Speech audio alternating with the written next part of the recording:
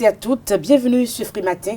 Élection législative au Bénin, la Sénat prête pour recevoir les dossiers depuis hier. Les FCBE, l'USL et RE n'ont pas reçu le récépissé de conformité avec la nouvelle charte des partis politiques. L'opposition lance l'ultimatum au gouvernement. Le président Talon rencontre l'opposition ce lundi. Décryptage dans un instant. Sur Free Matin, la une des journaux sera présentée par Kadera Chirou. Bonjour. Bonjour à vous les dirons, chers amis internautes. Bonjour. À la une des journaux ce matin, nous avons des analyses et des commentaires au sujet du limogeage du préfet du département du littoral et du ministre Barnabé Dassigli. Nous avons également la une des journaux, les certificats de non-conformité délivrés aux partis de l'opposition par le ministre de l'Intérieur et de la Sécurité publique, Saka Lafia. Et à la une des journaux également, nous avons une rencontre entre le chef de l'État et les ténors de l'opposition qui est prévue pour le 25 février prochain. Le bulletin matinal d'information sera signé Carles Kitomé. Bonjour. Bonjour Nadège. L'ouverture de la phase de dépôt de dossiers de candidature pour les législatives prochaines au Bénin et la fermeture de plusieurs écoles au Burkina Faso font le menu de ce bulletin. À suivre également sur Free Matin, l'horoscope du jour avec Ruth Sodeji, les sports. Larios Adjak Benon est déjà dans les studios de Zae TV. Vous aurez également droit au prénom du jour avec Tatiana Kadé, des astuces pour vous et pour votre ménage. À suivre également sur Free Matin, quelques informations pêle-mêle pour meubler l'émission. Bonjour à tous, bienvenue. Voici la une des journaux. Bonjour à nouveau chers amis internautes, nous démarrons par le quotidien béninois d'information générale et d'analyse L'Informateur qui titre ce matin en manchette mise en conformité des partis politiques. Les raisons qui justifient les rejets par le ministère de l'Intérieur et de la Sécurité publique sont à découvrir à la page 3 de la parution du jour du quotidien. Rejet de dossier mis en conformité, la réaction de l'opposition est à découvrir à la page 11 de la parution du jour de L'Informateur. Toujours avec le quotidien béninois d'information générale et d'analyse L'Informateur. Résolution du colloque international Monseigneur Isidore de Souza. Les participants réclament la réhabilitation de l'hôtel PLM à Lidjo. À lire dans les colonnes du journal L'Informateur de la page 5 à 8, de 5 à 8, le journal École des étudiants en journalisme à l'École supérieure d'administration d'économie, de journalisme et des métiers de l'audiovisuel ESAE. Parlons du journal École, à découvrir à la une du journal École, l'arrestation du préfet du littoral Modeste Toboula, une douleur transformée en sujet de joie, les chambres de passage des lieux privilégiés pour la gestion des instants de détente et pour finir, littérature, mon livre de chevet, Colomba, une illustration parfaite de la loi du talion. Bénin intelligent en manchette ce matin, perdu par une vaine polémique autour du code électoral. L'opposition prise à son propre piège. Des précisions à la page 3 de l'apparition du jour de Bénin intelligent. Nous passons à l'autre vision, renouvellement de l'agrément de la CAME. Talon anticipe pour des produits pharmaceutiques de qualité au Bénin. Des dispositions idoines pour la sécurité sanitaire des Béninois sont à découvrir à la page 3 de la parution du jour de l'autre vision. En deuxième titre à la une de l'autre vision, festival du Nouvel An chinois, la quinzaine cinématographique clôturée en beauté au stade général Mathieu Kérékou de Cotonou. La dépêche affiche en manchette ce matin les photos du président Thomas Boniaï, de l'ancien président Thomas Boniaï, de Candide Armand-Marie Azanaï, Philippe Noudjanoumé, Sébastien Germain Javon, Nicéphore Dieudonné Soglo et Patrice Talon et cherche à savoir qui a peur de la compétition. Le Canard vous propose dans les colonnes de sa parution du jour l'ultimatum des partis politiques de l'opposition au gouvernement Talon aux pages 3 et 5 de sa parution du jour. Limogeage de Toboula en deuxième titre à la une de la dépêche. Le Parti pour la libération du peuple PLP évoque une diversion et appelle le peuple à la vigilance. Le challenge justice politique au Bénin après le quitus fiscal, la conformité des partis politiques, des partis à la nouvelle charte des partis politiques, même les pro-talons s'y plient, constate le confrère. Nous passons à notre époque qui en manchette ce matin, législative 2019, 5 partis légaux, les autres en sursis. L'autre quotidien, délivrance de certificats de conformité à la charte des partis politiques. L'horizon s'éclaircit progressivement. Lire les causes de rejet contenues dans les notifications en page 12 dans les colonnes de la parution du jour de l'autre quotidien. Libération ce matin à la une, affaire domaniale impliquant le préfet du littoral. Tobola, un limogeage qui fait l'unanimité. Bradage des domaines publics, talent réclamé à Boumé-Calavi où autorités locales et géomètres foutent le bordel. Un audit des réserves administratives paraît urgent, selon le confrère de Soleil Levant. Le matinal, non-conformité des partis Restaurer l'Espoir, FCBE, DUD, UDBN et USL. Les raisons du rejet par le ministère de l'Intérieur. Les recalés peuvent recourir au contentieux. Des détails à la page 11 de la parution du jour du quotidien Le Matinal. Financement pour le programme d'action du gouvernement Bénin révélé. Romuald Wadaï, ministre de l'économie et des finances, incite les Norvégiens à investir au Bénin, rapporte Le Matinal ce jour à la une. Des détails dans les colonnes de sa parution du jour. Le potentiel arrestation de l'ex-homme fort de Cotonou pour bradage du domaine de l'État. Modeste Tobola, un préfet rigoureux mais pas exemplaire selon le confrère. Toujours avec le potentiel certificat de non-conformité à la nouvelle charte des partis politiques, Foscori.Bénin émergent, Union sociale libérale et autres, victimes de leur négligence. Aucun favoritisme, s'exclame le canard. FCDB de l'opposition a eu son sésame. DUD et UDBN, pourtant de la mouvance, sont sur le carreau. Martin précise le confrère de Le Potentiel. Nous passons à Nord-Sud quotidien, cours de répression des infractions économiques et du terrorisme. Le dossier maintenant renvoyé au 7 mars prochain. Toujours avec Nord-Sud quotidien, non-obtention du certificat de conformité. Des précisions à la page 3 de la parution du jour de Nord-Sud quotidien. Nous passons à les 4 vérités. Suite à la correspondance adressée au chef de l'État, le président Patrice Talon décide de rencontrer l'opposition le 25 février prochain. Non-délivrance du certificat de conformité. L'opposition donne un ultimatum à Patrice Talon. Deadline ce vendredi à 12h. La nouvelle coquille trouvée à Restaurer l'Espoir, Union sociale libérale et Foscori.Bénin émergent, là où le pouvoir a usé de ruse. Tout ceci à découvrir dans les colonnes de l'apparition du jour de Matin Libre, précisément aux pages 2 et 3. Toujours avec le quotidien Matin Libre. Déclaration de candidature pour les élections législatives prochaines. Jour J1, la Sénat a chômé, rapporte le confrère. La presse du jour. Législative du 28 avril 2019, FCBE USL hors course, s'interroge le canard. Plus de précisions dans les colonnes de sa parution du jour. Le Béninois libéré non-conformité à la nouvelle charte des partis politiques. Les raisons du rejet de certains partis politiques. La FCDB de Toleba, bien que de l'opposition, a eu son récépissé provisoire. Nous passons au quotidien Le Confrère de la matinée. Bénin, exclusion des partis de l'opposition des élections législatives. Talon doit éviter l'embrasement du pays. USL, RE, PCB, FCBE donnent au plus tard ce vendredi à midi pour être rétablis dans leurs droits.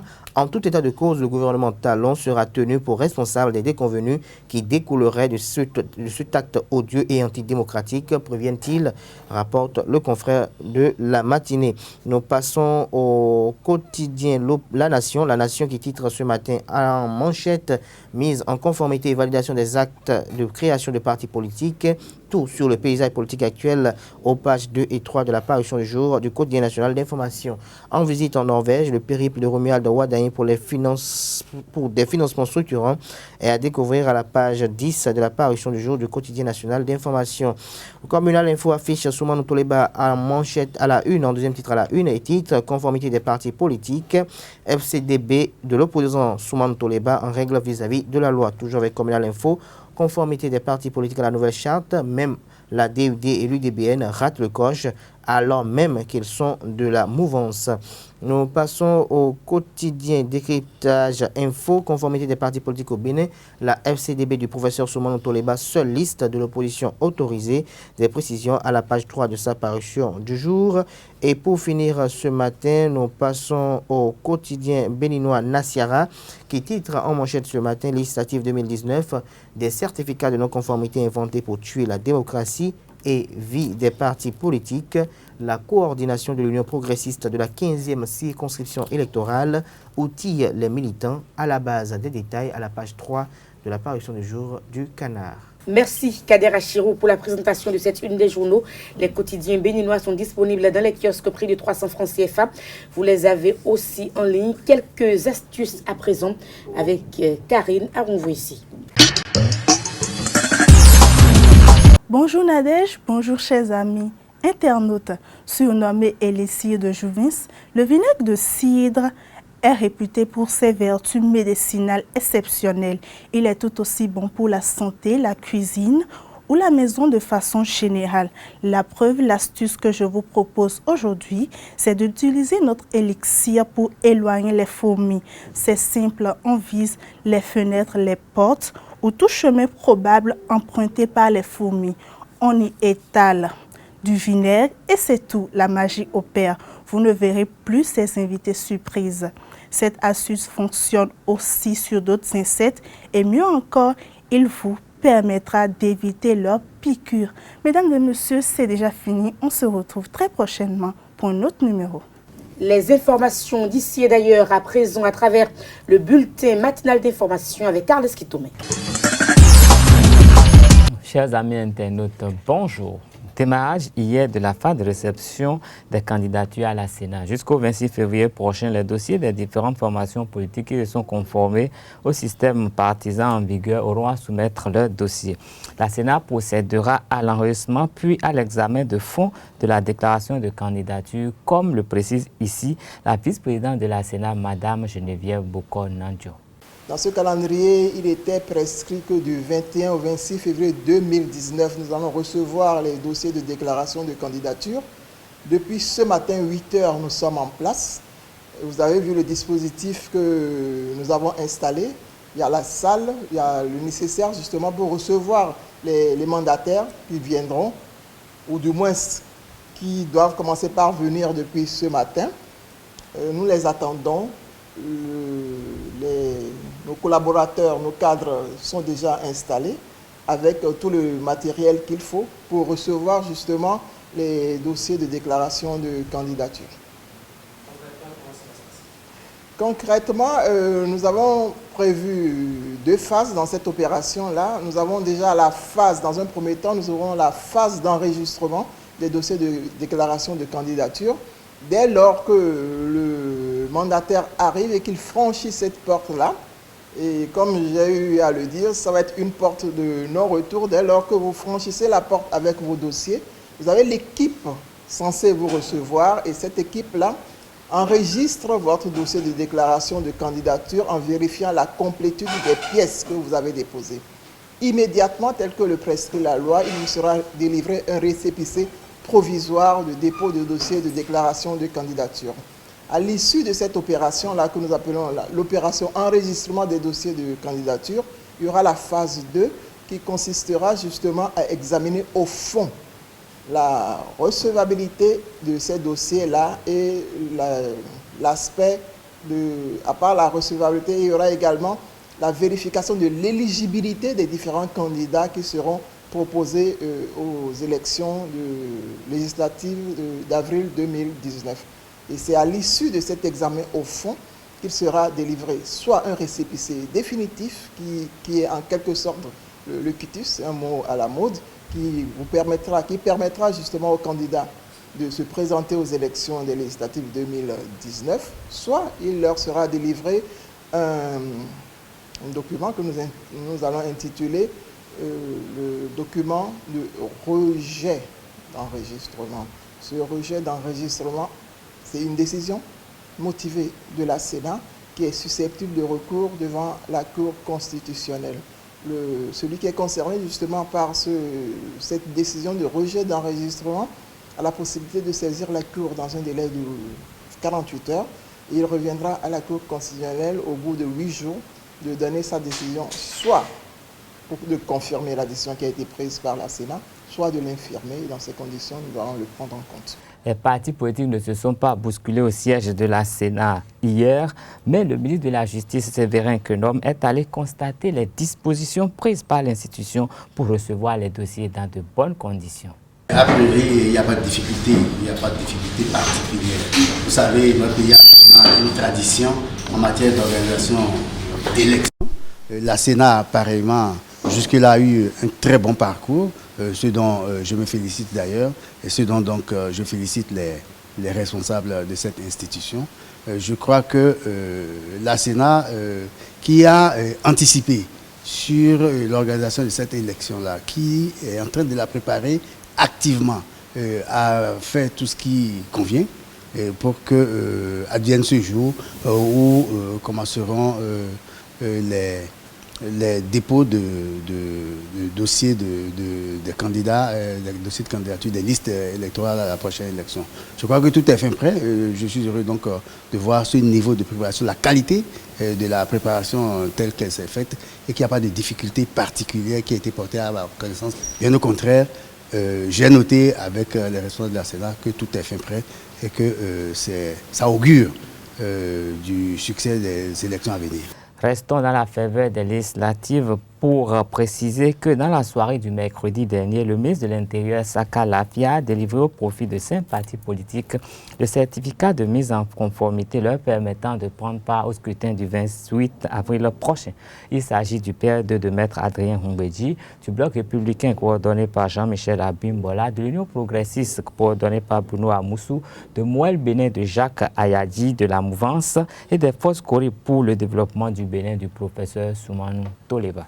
Les FCBE de l'ancien président Boni Yayi, l'USL de Sébastien Adjavon et Restaurer l'espoir de Candide Hassanaï n'ont pas pu obtenir le certificat de mise en conformité. Au Burkina Faso, 1135 écoles sont fermées en raison du terrorisme. Selon les chiffres révélés par le ministre de l'Éducation nationale Stanislas Ouaro, ces fermetures d'écoles concernent 154 233 élèves et 5 032 enseignants à la date du 15 février 2019. Les menaces contre le système éducatif ont commencé en 2016 et se sont aggravées depuis 2018, surtout dans les provinces du Soum au Sahel, du Yatenga et de l'Ouroum au nord du pays. En 2018, les perturbations se sont étendues aux régions de l'Est, de la boucle du Mohoum et du centre du pays. Face à cette situation, le gouvernement a adopté une stratégie 2019-2024 dite de sécurisation des élèves dans la zone dite à défi sécuritaire élevé. Plus de 600 écoles clandestines ont vu le jour dans ce contexte. Au Sénégal, pour finir, les jeunes Sénégalais attendent beaucoup du futur président de la République, celui qui sortira vainqueur de la présidentielle du 24 février prochain. Ils estiment qu'ils doivent eux-mêmes être l'une de ces préoccupations, de même que le secteur de la santé et de l'éducation. Interrogés à Dakar à la veille de la présidentielle, ils estiment que la corruption, l'immobilisme et l'immobilisme de la classe politique sont les mots qui rongent la société sénégalaise. Ce sera tout pour ce bulletin. Merci de rester fidèle au programme de Ezari TV. Merci à vous, Carles Kitomé, pour la présentation du bulletin matinal d'information. La grande édition est prévue pour 19h sur Ezari TV. Voici donc le prénom du jour avec Tatiana Padé. Bonjour Nadège, mesdames et messieurs, bonjour. Les prénoms africains reflètent très souvent une situation donnée et ont beaucoup d'influence sur la vie des enfants. C'est le cas des filles aînées qui sont souvent prénommées Arefa, Huefa ou encore Fifa, ce qui signifie la paix, la douceur dans le foyer. Il est même considéré que commencer sa maternité par une fille est signe de bonheur pour le ménage.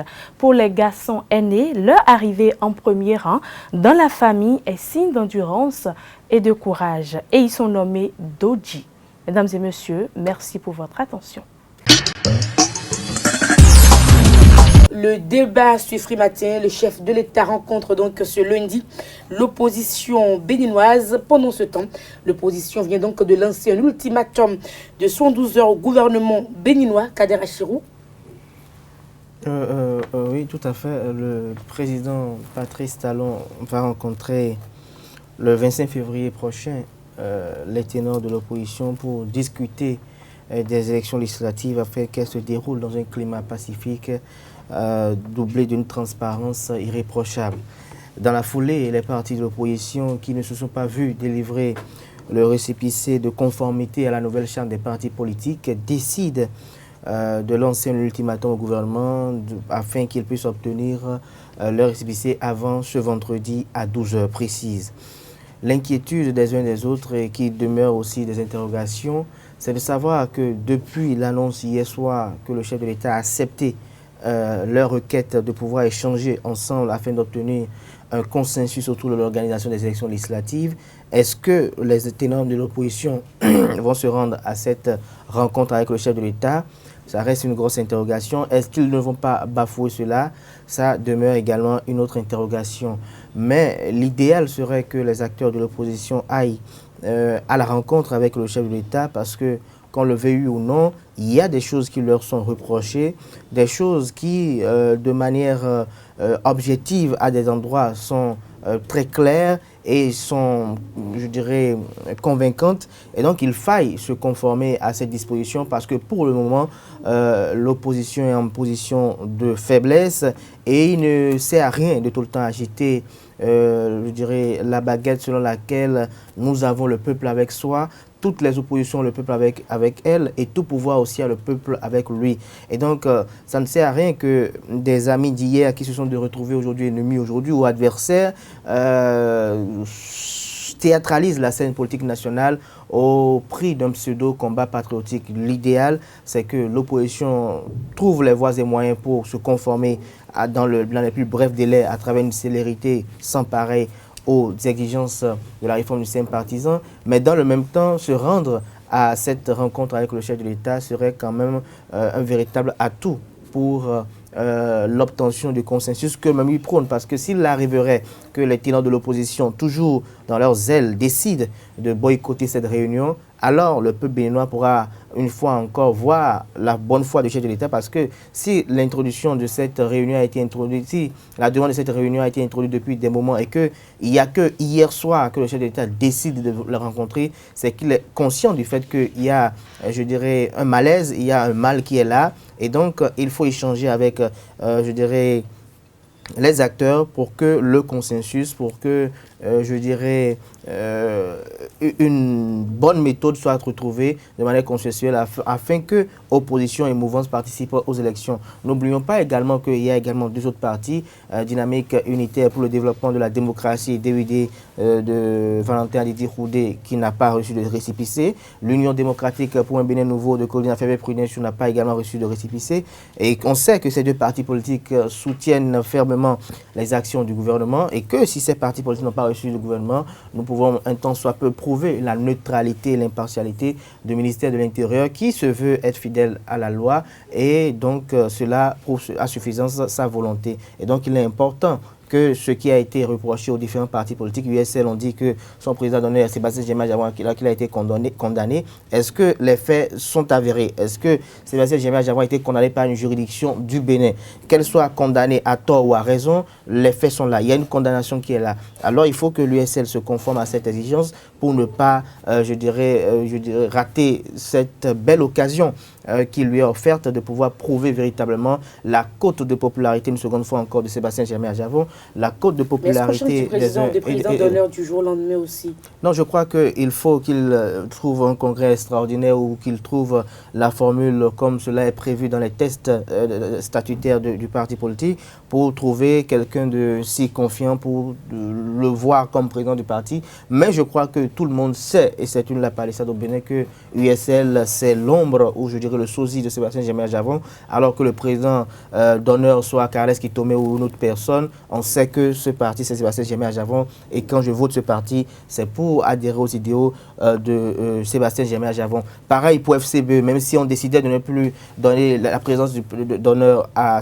Thomas Boniaï, tout le monde sait que FCBE, derrière FCBE, il y a toujours l'ombre de Boniaï, et donc voter FCBE, c'est être acquis aux idéaux de Boniaï et de sa gouvernance en disant non. Je crois que le mal n'est pas là. Il faut essayer de se conformer pour que véritablement on puisse sentir quand même la bonne foi des partis de l'opposition à vouloir être en règle et à vouloir respecter les institutions de la République, parce que c'est très important. Il ne faudrait pas se mettre dans la posture de l'opposition et se mettre là tout le temps dire on a dit que sur des racontats, alors que par le passé, les mêmes qui je dirais, attisent le feu dans l'opposition sont les mêmes qui ont combattu un régime dans un passé récent au Bénin et qui ont vendu Patrice Talon aux populations béninoises comme le choix idéal. Et parce qu'eux, aujourd'hui, n'ont pas leur intérêt avec lui, c'est les mêmes aujourd'hui qui deviennent des détracteurs avec des discours, comme on en a l'habitude de le connaître d'eux, qui viennent dire on a eu à dire ci, on a eu à dire ça. Et vous voyez tout de suite les commentaires qui sont faits autour du limogeage de Modeste Oboula et de Dasegli,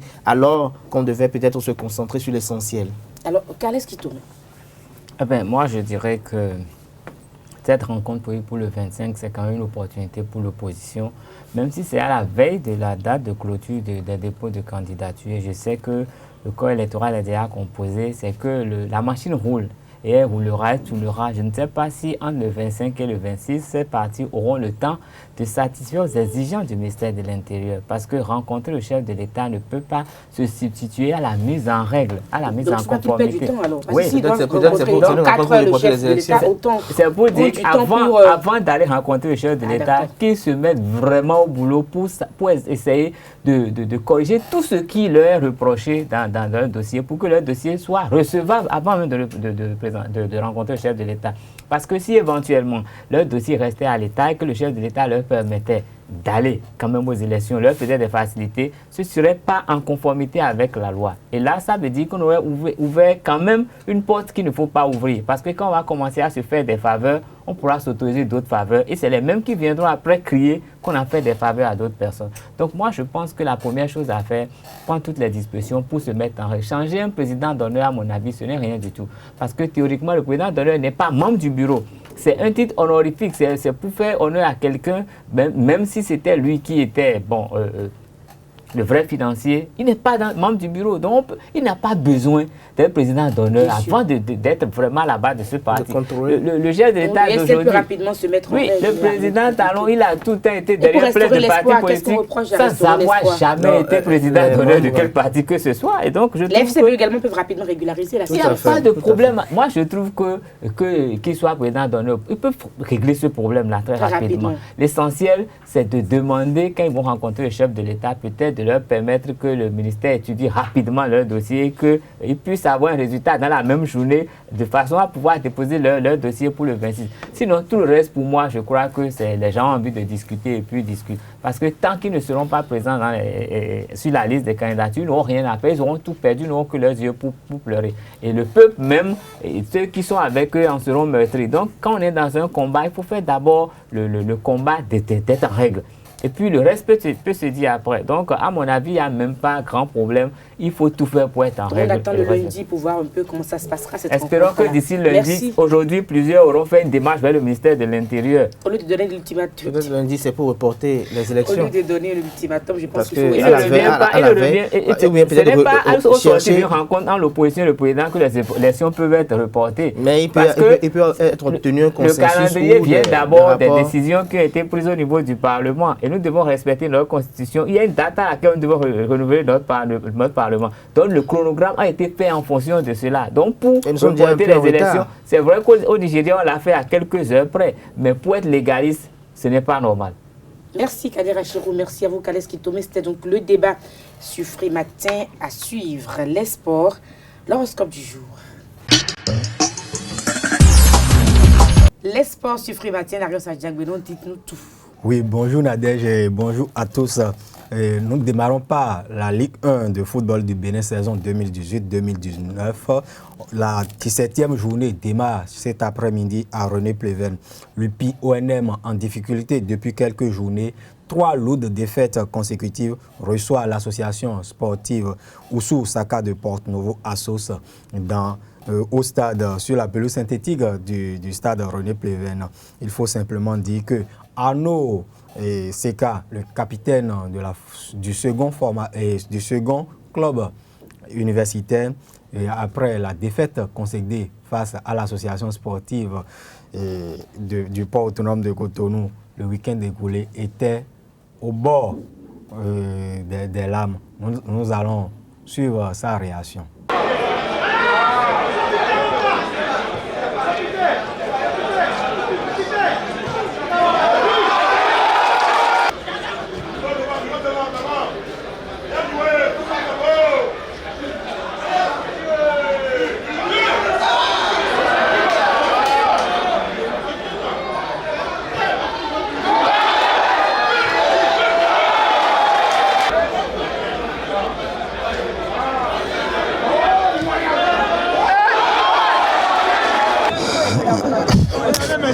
Je ne sais pas qu'est-ce qu'il ne va pas, je ne sais pas.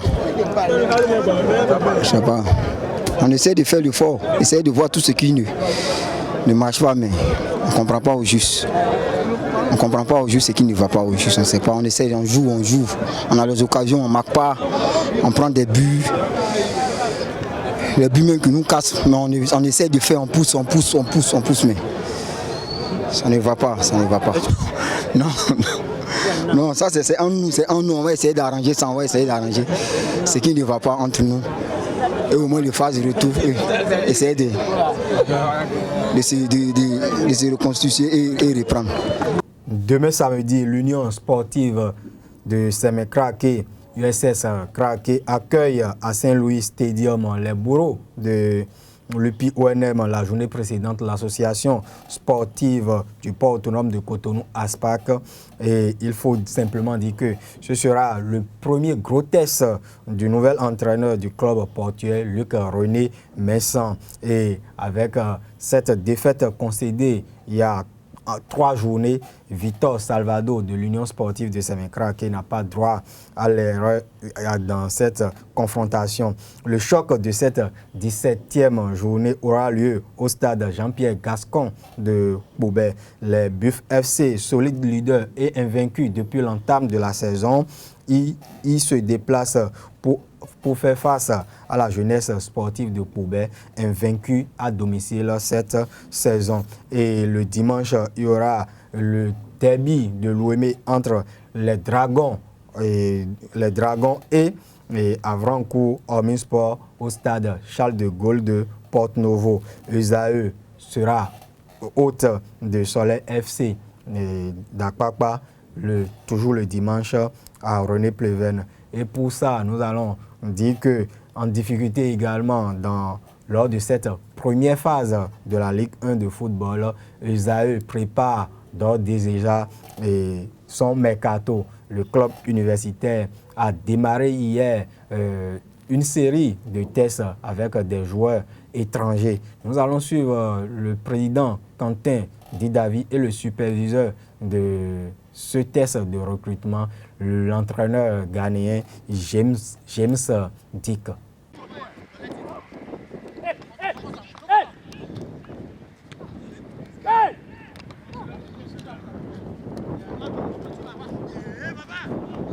C'est dès maintenant que nous devons essayer de choisir nos joueurs du mercato, surtout pour ce qui concerne les étrangers, afin d'être prêts déjà avec leur certificat international de transfert pour le démarrage effectif de la phase retour qui est pour début avril. Vous savez, nous n'avons pas plus qu'un mois pour le faire, et raison pour laquelle Esaü a déboursé les sous, c'est-à-dire a mis les moyens à disposition pour que nous puissions faire appel à nos frères étrangers du Nigeria et du Ghana. Nous venons de commencer ce matin l'exercice. Par rapport à cet exercice, il faut constater que nous avons fait appel seulement à 11 joueurs étrangers et nous les avons priorisés, c'est-à-dire ils forment définitivement une équipe, mais ils ne se connaissaient pas. Donc au départ, le jeu était un peu haché. À partir de la deuxième mi-temps, ils ont commencé par se retrouver. Bref, nous essayons de voir des valeurs à travers cette équipe. Et puis vous allez constater qu'au niveau de Esaü, qui était leur opposant tout à l'heure, ils ont compris que des gens vont partir. Raison pour laquelle ils ont donné le meilleur d'eux-mêmes. Ce que j'ai vu de Esaü ce matin, si Esaü se donnait comme ça pendant les matchs, je ne crois pas que nous soyons à cet exercice.